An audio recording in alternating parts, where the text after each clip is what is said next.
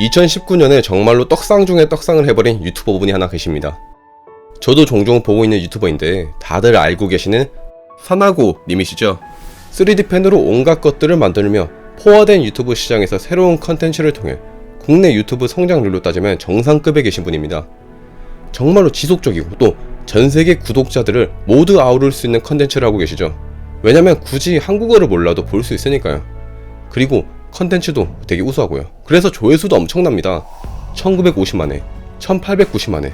영상 하나로 제네시스의 G70 하나쯤만 뽑았겠죠. 뜬금없이 왜 사나고님 이야기를 하는가? 이번 영상에서 중국의 연구팀이 만들어낸 방법 역시 3D 프린팅이거든요. 그런데 사나고님 영상을 보면 무슨 줄 같은 게 펜에서 나오며 이 줄을 통해 벽을 수리하시고 또 덩굴을 만드십니다. 여기서 질문을 하나 하고 싶습니다. 사나고님이 프린팅할 때 나오는 실이 아니라 액체를 이용하여 프린팅을 할 수 있을까요? 상식적으로 액체를 가지고 모양을 유지하는 게 가능하겠습니까? 금방 무너져 내리겠죠. 그런데 이번에 중국의 연구팀은 액체를 가지고 연성을 해버렸습니다. 그들이 2019년 10월에 재료공학 분야 정상급 저널인 어드밴스드 머티리얼즈에 발표한 이 논문은 액체를 3D 프린팅하는 방법을 제시합니다.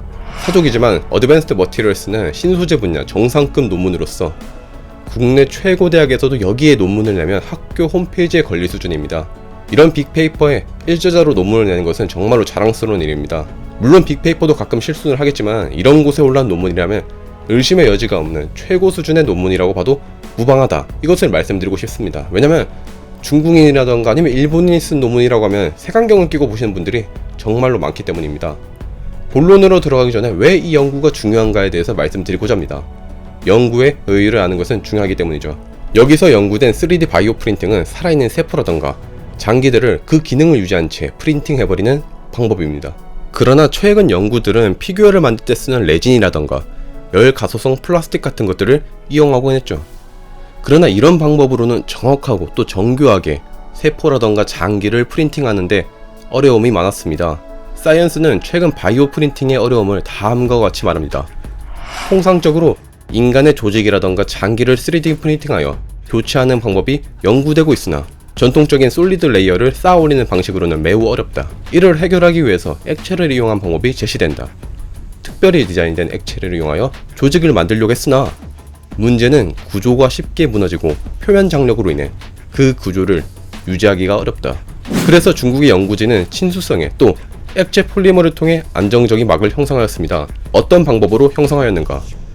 중학교 때도 배우는 수소결합입니다. 수소결합을 모르는 분들을 위해서 잠깐만 말씀드리면 수소가 질소나 산소 같은 그런 분자들과 결합하는 것인데 꽤 강한 결합입니다. 대표적으로 물이 있습니다.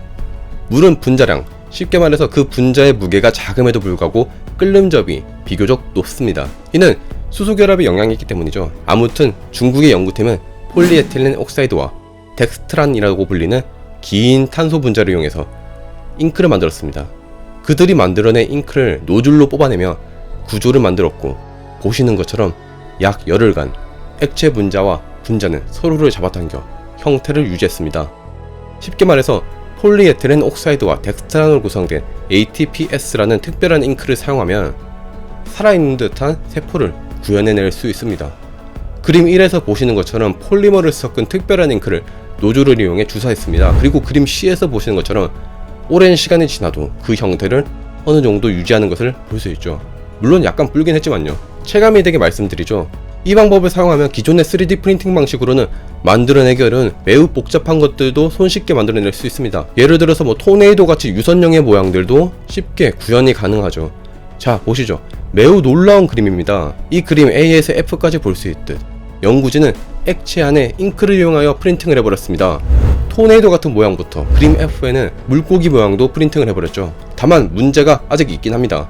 앞에서도 말했듯 연구진은 약 열흘간 형태를 유지하는 것에 성공했습니다. 그런데 열흘이 아니라 한 100일, 1000일은 넘게 유지가 되어야 할 텐데 아직까지는 갈 길이 멀죠. 그러나 저는 멀지 않았다고 생각합니다. 제 개인적으로는 이 분야가 엄청난 블루오션이라고 생각합니다.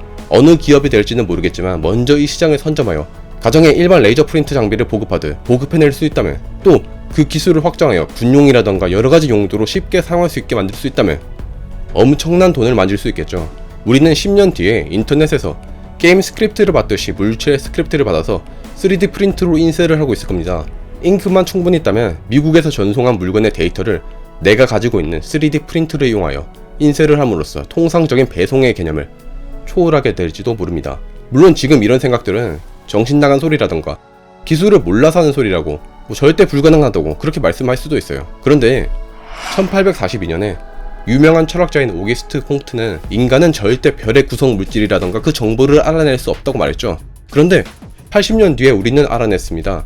너무 과거 이야기인가요? 그러면 1983년 삼성은 반도체 개발 사업을 시작했습니다. 그때 사람들은 한국이 반도체가 뭐가 필요하냐 비아냥했죠. 지금 스마트폰에 들어가 있는 또 컴퓨터에 들어가 있는 D램을 보면 당시에 비아냥되는 사람들은 무슨 말을 할까요? 영국의 시인이었던 윌리엄 브레이크는 말합니다. 지금 증명된 것들은 과거에는 상상에 불과했던 것들입니다.